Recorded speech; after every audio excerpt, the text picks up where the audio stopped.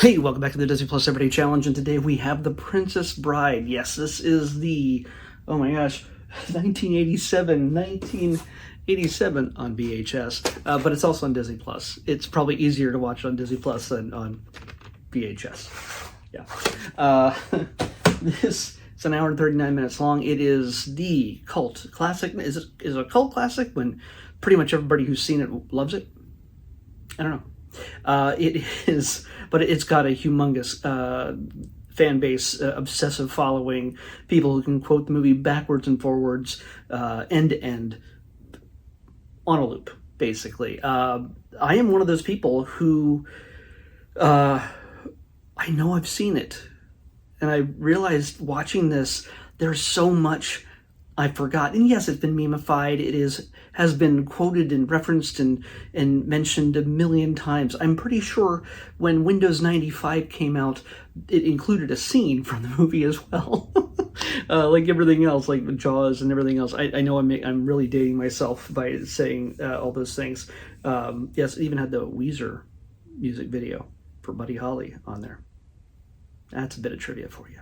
But I'm side questing here. This is the movie adaptation by Rob Reiner, directed by Rob Reiner, of the William Goldman,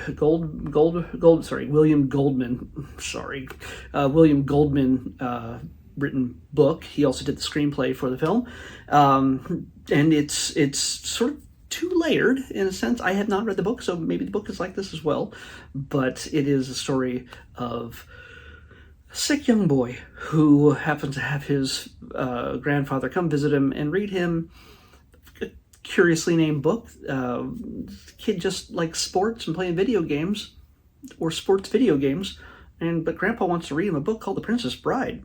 Peter Falk as Grandpa, Fred Savage from the Wonder Years as the little boy. And yeah, this kid is not into this whatsoever. But due to the I think one of the most appealing things about this, if we're going to get technical, of this film, of this story, is the economy of story, the economy of language and everything else. Yes, it's a fantasy tale set within a real world framework that sort of acts as a commentary on the fantasy story, which has all the hallmarks of a fantasy story, but also is a comedy, but not the standard. It's hard to describe, but it's in the sense that you once you understand that this is a fantasy story, you know that there's nothing else to really explain. You don't have to worry about, is there magic in this? Are there monsters? Is there wizards? It's just, hey, you know what? It's sort of medieval times, and there's a princess, and there's a young woman and a boy, and they fall in love, and they're separated, and then will they ever find each other again? Well, that is the core of the story. Can they ever become one again? Can they ever be together? And it's all them and all the characters they meet along the way that can either help or harm that quest. It's really simple. And while, yes, some of the turns are a little bit strange, characters they meet, definitely strange, but it's still, you don't have to wonder what anybody's motivations are in this. Again, it's an hour and 39 minutes. It's not a long film. From the last time I watched this, I think it was decades. And I know some people who watch it like every week at least. It is their Star Wars. Star Wars is to me, the Princess Bride is to them, and I understand that. I just didn't really. Maybe I just didn't have the right people to watch it with on a regular basis. And it took Disney Plus to finally purchase 20th Century Fox, which this is a product of, and immediately make it one of their core films to put on Disney Plus. It's been there, I think, from the beginning for 5 years, and it's only taken me till now to watch it. This beyond having an incredible cast, and it just, like I said, the rhythm of this story just flows, and it you could put it on the background and not even get lost if you wanted to. You could literally focus on it and see new things each time. But yet it's not complicated in any way, and that is the kind of rare pleasure or treasure we expect in the world of the MCU and the Star Wars saga that's ever growing and is sometimes being canceled. All these things, we expect just a complicated mess of worlds, and in this, it's just a book made into a movie, and I think there might have been somewhat of sequels. I don't know. In book form, not film form. This is, to me, one of the types of films that unless it was already done in a book, and I saw rumors that Stephen King was supposed to write a sequel. I mean, no. Honestly, I think anybody's just looking for something clickbaity to write about this, because this movie is so beloved. I lost my train of thought on this. It's when, in the sense of everything that's so big and crazy, this is one of those types of films that should never have a sequel. It's just, I think to do so would dilute it. And no matter what you do, I know, produced by Norman Lear, directed by Rob Reiner. Norman's not with us anymore, but Rob is, and he's working on another sequel to Spinal Tap, with Christopher Guest, who also appears in this, as a six-fingered man. There you go, 6 fingers. But this is the kind of film that, in its beginning, middle, and end, just creates a full story with the main characters, the supporting characters, and you're only going to mess it up by expanding it, I think. Let the author do what he wants with the books. I don't know if he's still around, but don't try to remake this also. You will fail. Rob Reiner, if you ever decided, who would do this? What director would remake their beloved film? No. It should not have a sequel. It should not be remade. It should be preserved forever, and maybe cleaned up a little bit as, film and video ages and everything else. Maybe, just if it gets 4K, it gets 8K, it gets 20,000K, whatever. Keep it looking good for generations to enjoy. And I know a ton of people have already watched this, so I'm not worried about spoilers at this point. If you haven't seen it, just stop watching me right now and just go watch it. You will do yourself a favor. You will have an enjoyable time.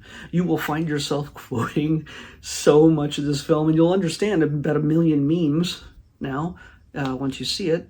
Not that even the memes are complicated. The memes are pretty short-sighted, but now you can hear the voices in your head as people say the lines. So, inconceivable. Mowage, as you wish. There's just so much to it. So, just to go down the list of actors in this, Cary Elwes is Wesley. He's our hero. Buttercup is Robin Wright. Mandy Patinkin is Inigo Montoya. You killed my father, prepare to die. Chris Sarandon is the Prince Humperdinck. Christopher Guest, as I mentioned, was Count, why can't I say Rugen? Wallace Shawn, inconceivable. He was the Grand Nagus in Star Trek Deep Space Nine, but he was a Vizzini here. Andre the Giant, which is a presence you cannot miss in this film, plays Physic. And cheesy, we got Fred Savage and Peter Falk in the real world. And so many others. Oh, Billy Crystal and Carol Kane make a brief but memorable experience in this. They make a memorable appearance in this film. What is wrong with my head? I'm just spitting out words without thinking about it. But yeah, if you ever wondered what the whole hullabaloo is about with this film, if you've never seen it, if you're too young or you're too old or you're too whatever to go, you know what? Why do people consider this their favorite film of all time? And there's not, I mean, there's a lot of movies out there that can take the number one film of all time for a lot of people. You know, for people like me, I'm still deciding when it comes to Star Wars. But there's tons of other people. There's tons of people who have lots of other favorite films. But there is, I don't know if I've seen so many people beyond Star Wars go, you know what? Hey, my favorite film of all time is The Princess Bride. I hear that probably more than anything. And so if you haven't seen it, or you haven't seen it in a while, as with me, to the point where I have to almost mark this as if I didn't see it, because while I knew the structure and the characters and the actors, to me it was like watching it brand new. Yeah, it's a revelation. So I cannot recommend this enough. Just go watch it. It's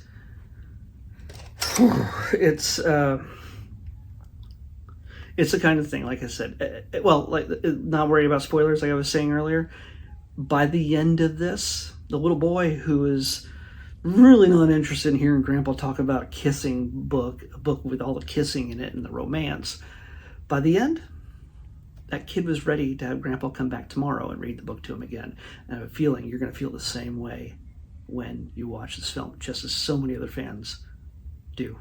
So, forgive my brain farts, but yeah, I try to do these unedited, and I don't want to start over. So yeah, forgive me if I missed anything, but there's a whole lot of reasons, and it would take me another couple hours to go through every single thing. As uncomplicated as this film is, it would take me forever to go through all the reasons why this movie is so great. So even if you have to get it on VHS, watch it.